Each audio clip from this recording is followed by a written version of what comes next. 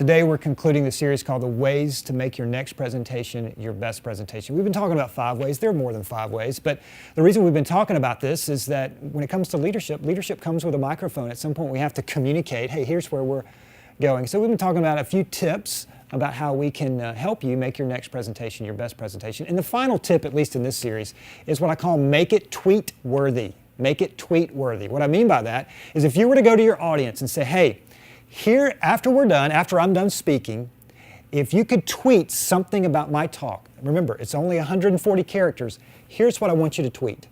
If you can boil it down to that, that's your talk.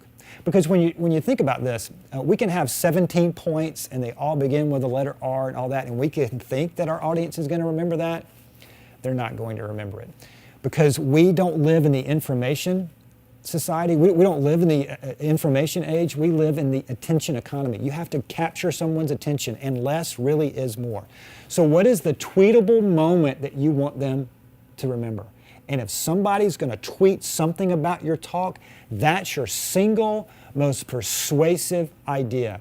Great communicators boil it down to one thing. So what's your one thing? What's your tweetable moment?